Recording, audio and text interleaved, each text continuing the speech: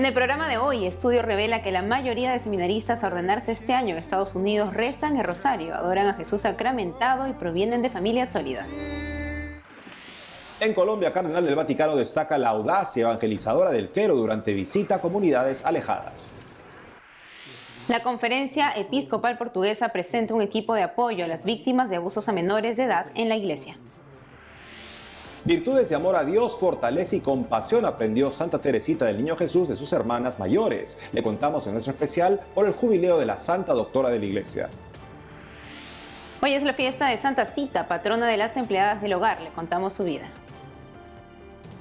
Hola a todos, hola Eddie, ¿cómo te encuentras? Bien, gracias Natalie, un gusto estar contigo y con nuestros televidentes desde nuestros estudios en Lima, Perú. Bienvenidos a su noticiero con enfoque católico EWTN Noticias, yo soy Natalie Paredes. Soy Eddie Rodríguez Morel, gracias por acompañarnos. Empezamos las noticias desde Estados Unidos contándoles que el Comité sobre el Clero, la Vida Consagrada y las Vocaciones de los Obispos de Estados Unidos publicó esta semana una investigación que revela el importante papel que juega la familia en la posibilidad de que nazcan futuros sacerdotes. Veamos qué más determinó la encuesta. Más de 450 seminaristas serán ordenados sacerdotes este año en Estados Unidos. Según el estudio sobre la clase de ordenandos de 2023 del Centro de Investigación Aplicada al Apostolado de la Universidad de Georgetown, la mayoría de los futuros presbíteros fueron criados como católicos en familias sólidas. Además, cada uno recibe en forma habitual los sacramentos y tiene hábito de oración y otras prácticas de devoción. Crianza católica en familias estables. Alrededor del 93% de los ordenandos fueron bautizados católicos de niños. Otro 96% fueron criados por sus padres biológicos. Alrededor del 92% fueron criados por una pareja casada que vivía junta. Para el 84% de los ordenandos, ambos padres eran católicos. 1 de cada 3 encuestados tenía un familiar sacerdote o religioso. Participación en la vida parroquial. Más del 63% de los encuestados afirmaron que su párroco fue una influencia alentadora en su vocación, seguido de un feligrés, un amigo, su madre, su padre, un profesor o catequista. Participar en las actividades de su parroquia fue otro hábito común en los futuros sacerdotes. Alrededor del 72% de los futuros presbíteros fueron acólitos, cerca de la mitad fueron lectores y el 40% ministros extraordinarios de la Eucaristía. Otro 33% fue catequista, un porcentaje algo menor trabajó en la pastoral juvenil o universitaria. Alrededor del 23% cantaron en el coro o fueron miembros de la pastoral musical. Vida devocional marcada por oración frecuente. La encuesta del estudio sobre la clase de ordenandos de 2023 también muestra puntos en común en la vida espiritual que llevaron antes de entrar al seminario.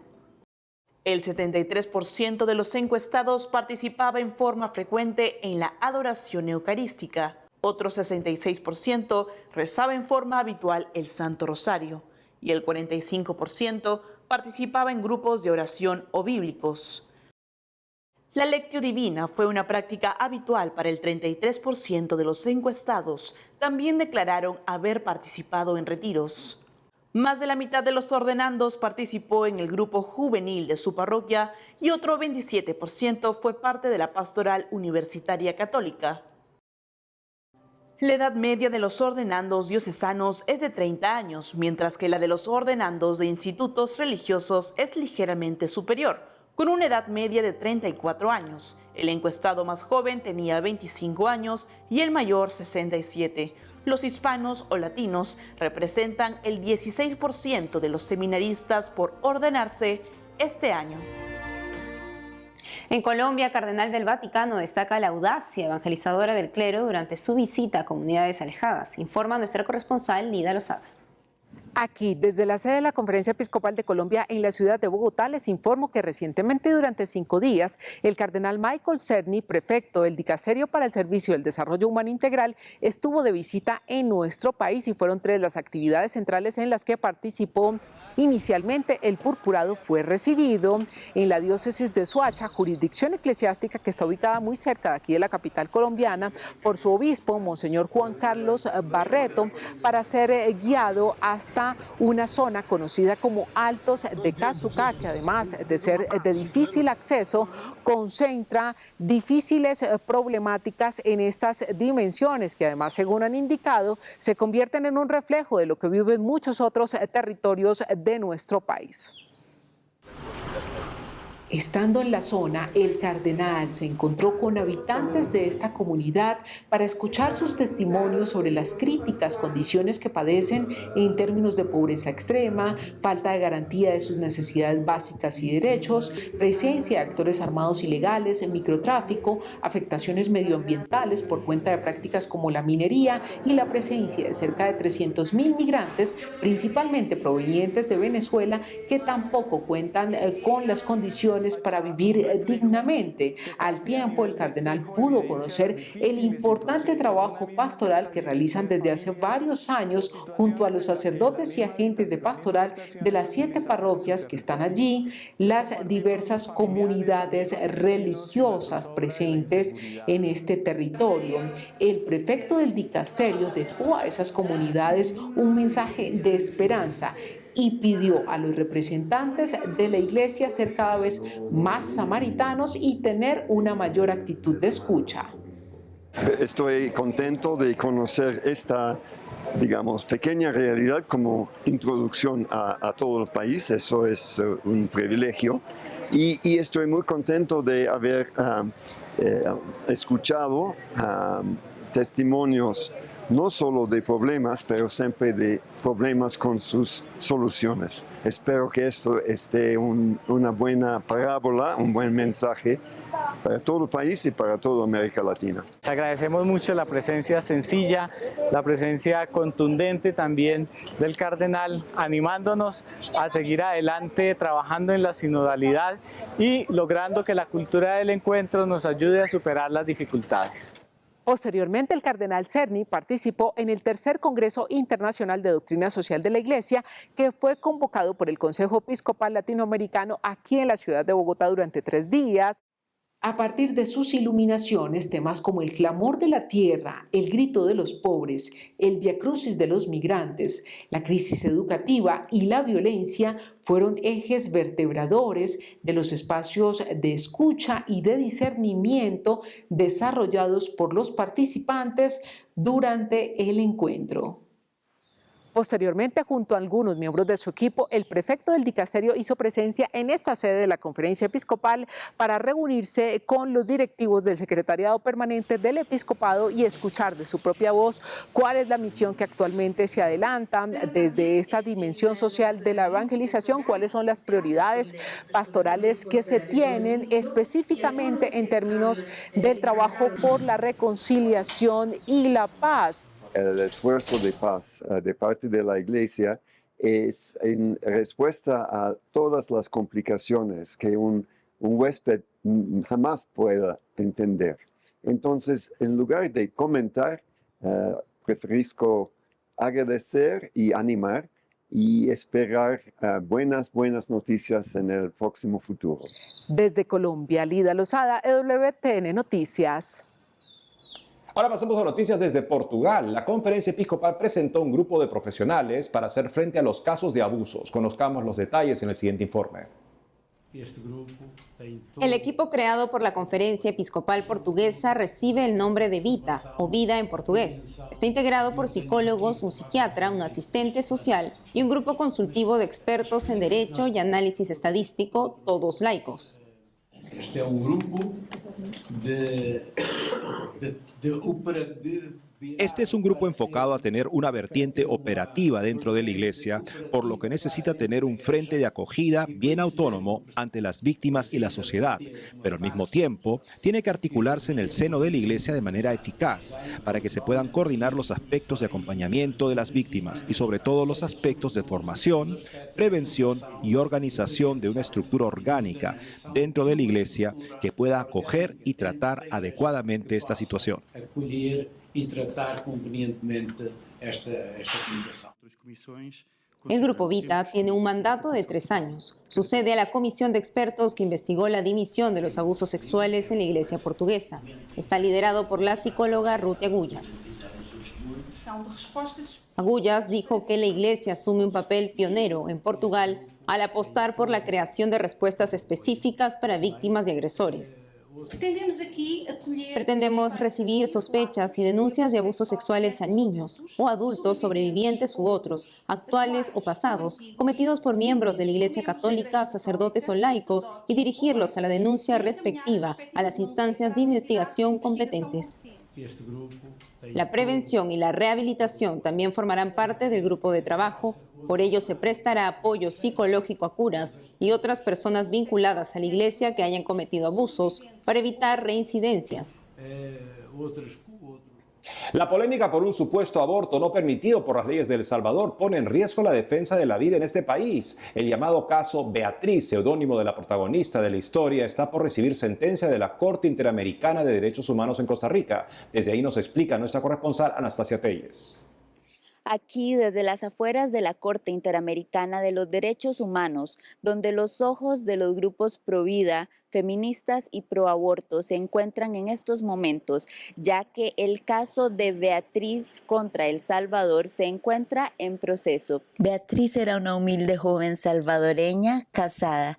Su primer embarazo fue declarado de alto riesgo, ya que padecía de lupus, una enfermedad que provoca que el sistema inmunológico ataque a su propio cuerpo. En el 2011, su primer hijo nació mediante cesárea. El bebé superó complicaciones respiratorias. Los médicos le propusieron esterilizarse, explicándole que por su enfermedad cualquier embarazo iba a ser de alto riesgo. Beatriz se negó. Año y medio después, vuelve a quedar embarazada. Los médicos indicaron que su segundo embarazo no amenazaba su vida. Aún así, los grupos feministas trataron de convencerla de que abortara por sus antecedentes. Pilar Vázquez, especialista en derechos humanos, nos explica la importancia de este caso para nuestros países. Porque este es un caso muy importante, no solo para El Salvador como país, sino para toda Latinoamérica. Porque el sistema interamericano impacta a todos los países que han firmado el tratado internacional y que han decidido ser parte de este sistema. Esto quiere decir que la sentencia que salga de esta decisión, directamente El Salvador tendría que cumplirla, porque El Salvador es parte del sistema interamericano, pero también todos los demás países que han formado parte y que son parte del sistema interamericano. La bebé en gestación fue diagnosticada con anencefalia, es decir, nació sin parte del cerebro y del cráneo. Por esto, la bebé solo vivió unas cuantas horas. Beatriz pudo sostener a su bebita, a quien llamó Leilani. Se despidió de ella y le dio cristiana sepultura. Hay que decir que en El Salvador, desde el 2013, el aborto no es legal, no hay excepciones. Pilar nos explica la estrategia de los grupos pro aborto.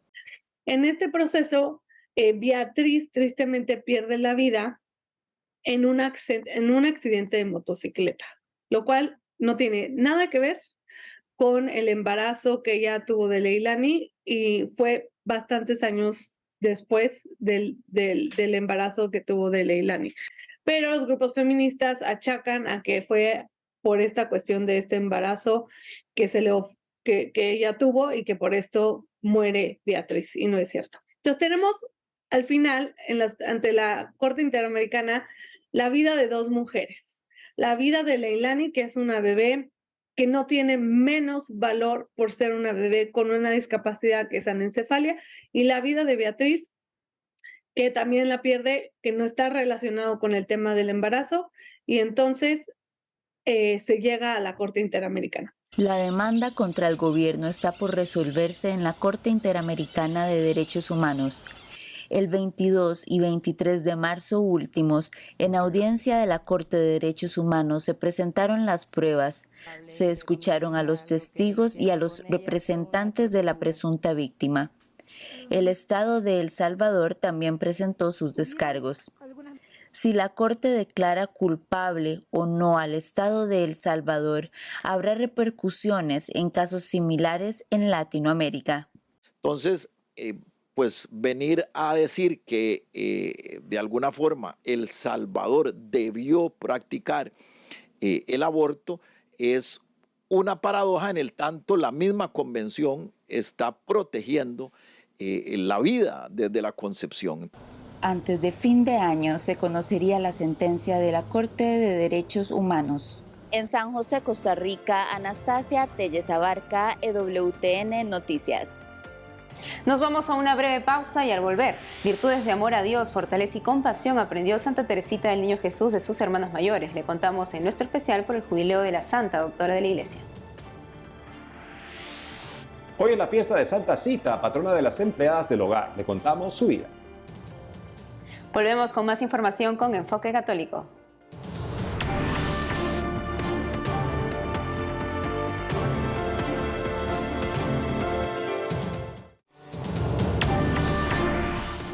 La Asociación Internacional de Exorcistas, con sede en la Casa Episcopal de la Diócesis de Roma, se unió al pedido de la Arquidiócesis de Boston en Estados Unidos para tomar por asalto los cielos con la oración, ante un promocionado evento satánico este fin de semana llamado SatanCon 2023. La Arquidiócesis de Boston pide a los católicos no salir a protestar, pues solo alimentaría el odio de quienes apoyan esta iniciativa y alimentaría los medios de comunicación con imágenes. El clero más bien animó a asaltar los cielos con oración. También pidieron tener cuidado con la distribución de la Eucaristía en estos días para que las formas no sean robadas para actos sacrílegos. Asimismo solicitaron proteger los sagrarios. Santa Teresita del Niño Jesús creció en una familia santa. En esta ocasión conoceremos la influencia de las 4 hermanas mayores en la vida de Teresita.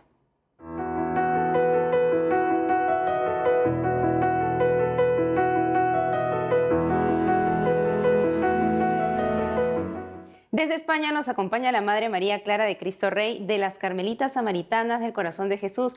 Madre María Clara, es un gusto tenerla nuevamente en EWTN Noticias. Cuando muere la madre de Santa Teresita, ella tenía tan solo 5 años y se aferra a su hermana Paulina como una segunda madre. ¿Cómo influye Paulina en la formación espiritual de Santa Teresita? Bueno, es verdad que al morir su madre, Santa Teresita coge a su hermana Paulina como su madre también. Entonces tiene gran influencia en ella. De hecho, cuando Paulina estaba estudiando, Santa Teresita tenía verdaderas crisis porque no estaba con ella. Porque Santa Teresita era una persona muy sensible. Y yo creo que el vacío de su madre le hizo aferrarse a su hermana Paulina de tal forma pues que llegó a verla como una madre, la madre que ella necesitaba en aquel momento. Cuando Teresita cumple 9 años, se entera que su hermana Paulina iba a convertirse en monja carmelita. ¿Qué significó para ella la ausencia de su hermana? Bueno, ahí fue de verdad cuando Santa Teresita ya tuvo una crisis nerviosa, que luego eso ha sido muy estudiado, porque ella misma dice que la Virgen la curó. Pues al irse Paulina al convento, ella lo primero que hace es aferrarse a su otra hermana mayor, que se llamaba María, y es verdad que le ayuda mucho y hace a la vez con ella pues de otra madre, pero Santa Teresita tenía tal apego por su hermana Paulina pues que entra como en una crisis nerviosa y la verdad es que lo pasa mal. Hermana, ¿y qué pasa después de esta crisis? ¿Cómo lo supera? Pues lo supera, ella dice que la Virgen la curó, de hecho dice que la Virgen le sonrió y quedó curada y se llama así la Virgen de la Sonrisa, y luego con su hermana María pues tuvo también mucho apego porque su hermana María hizo con ella a la vez de madre, pero luego Santa Teresita en un momento cuando tiene 13 años creo que es, tiene la gracia de Navidad y ahí realmente se le quitan todos sus apegos. Y bueno, pues ahí es donde da el golpe a la santidad y ya no tiene esa necesidad, pues diríamos como del afecto maternal. ¿Nos podría comentar también, Madre, quiénes eran las otras hermanas de Santa Teresita del Niño Jesús? Santa Teresita tenía 4 hermanas vivas, ¿no? Porque luego tuvo otros hermanos que fallecieron. Tenía a su hermana María, que era la mayor, a su hermana Paulina, que fueron las 2 mayores que le ayudaron mucho y que entraron en el Carmelo. Luego su hermana Leonia, que fue una salesa y con ella tuvo mucha relación. Lo que pasa es que su hermana Leonia era un poco como, tenía complejos y bueno, tenía rebeldías y entonces al estar en otro convento pues se distanciaron. Aunque yo creo que es importante decir que su hermana Leonia, después de muerta Santa Teresita, fue la que mejor entendió el camino de Santa Teresita y la que mejor lo vivió. Y luego estaba por último su hermana Celina, que era la que le seguía, con la que se llevaba 4 años de diferencia y con la que ella decía que era su alma gemela, la que compartían muchas cosas. ¿Qué nos puede decir sobre el hecho de que todas abrazaran la vida religiosa? Bueno, pues Santa Teresita dice que era una bendición y una gracia que Dios les había dado. Efectivamente, pues es un misterio que Dios elige. Y bueno, pues yo creo que en su familia también sus padres les transmitieron tanta piedad que eso también ayudó en ellas a que se fomentara ese deseo por la vida religiosa. Y realmente, incluso en aquel momento, era una familia pues bastante singular, ¿no? El hecho de que todas sus hermanas, incluso una prima suya, estuvieran dentro de la vida religiosa.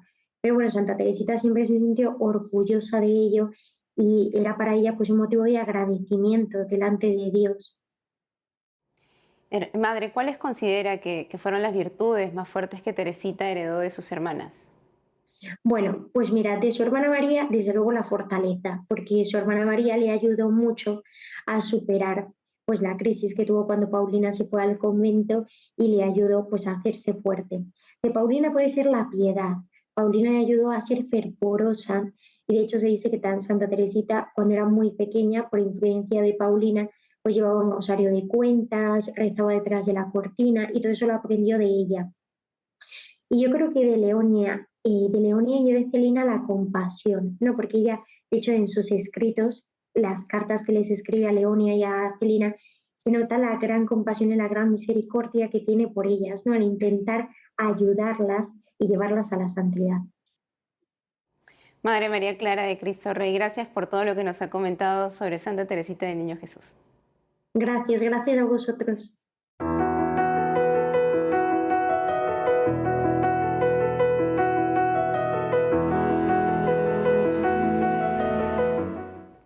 Como cada 27 de abril, la Iglesia Católica celebra a Santa Cita de Lucca. Ella fue trabajadora doméstica y religiosa. Es considerada patrona de las empleadas del hogar. El padre Jorge Hidalgo, vicario de la parroquia San Juan Bosco en La Pampa, Argentina, nos cuenta más sobre la vida de la santa.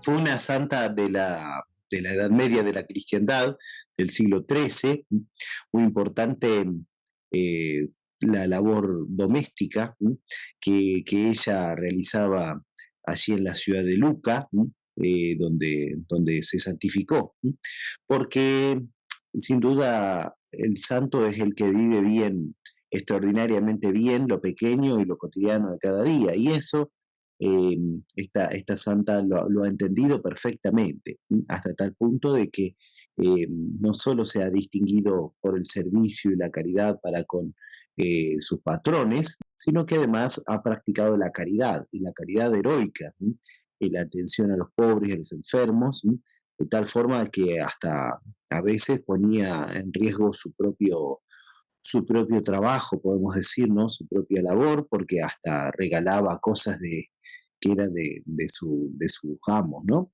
Y sin embargo, Dios la bendijo muchas veces porque a pesar de las críticas y de las calumnias de los pares de ella, ¿no? de los otros sirvientes, ¿no? Que decían que regalaba lo que no le correspondía, sin embargo, nunca le faltó nada a sus amos, ¿no? Y hace recordar también cómo el Señor asiste a aquellos que lo aman y que lo buscan.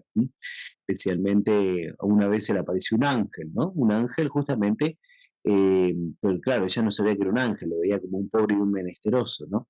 Y de hecho quedó que esa puerta donde ella había atendido a ese hombre, o que ella pensaba que era un hombre, me quedó como el nombre de la puerta del ángel, ¿no? La santificación en nuestro propio oficio, ¿no? Tan importante es, sobre todo en esta época que hoy vivimos una revolución cultural, que quieren sacar a la mujer de la casa, quieren sacarla de las actividades domésticas, ¿no?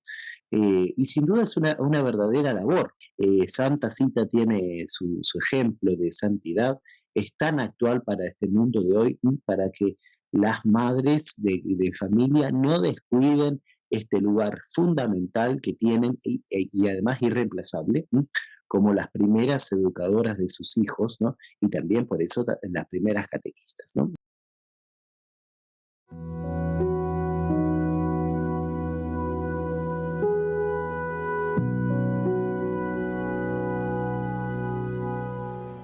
Amigos, nos despedimos con el tráiler de la película Madre Teresa, No hay amor más grande, que se estrenó hoy en México y Perú. Es una producción de Goya Producciones. Desde mayo se estrenará en más países de Latinoamérica. Hasta mañana. Quería ser misionera para salir y llevar la vida de Cristo a la gente, para servir a los más pobres. Ella hizo un singular voto a Dios: no negarle nunca nada, o darle todo lo que le pidiera.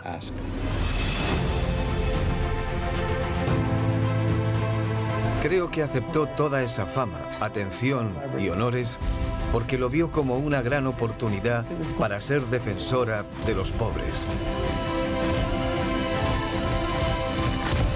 Cuando Madre sonreía y se le marcaban las líneas de la cara, era casi como ver un signo de exclamación en su rostro. Señor, haz mi instrumento de tu paz. Donde hay odio, que lleve yo el amor. Donde haya desesperación, que lleve yo la alegría. Donde haya tinieblas, que lleve yo la luz.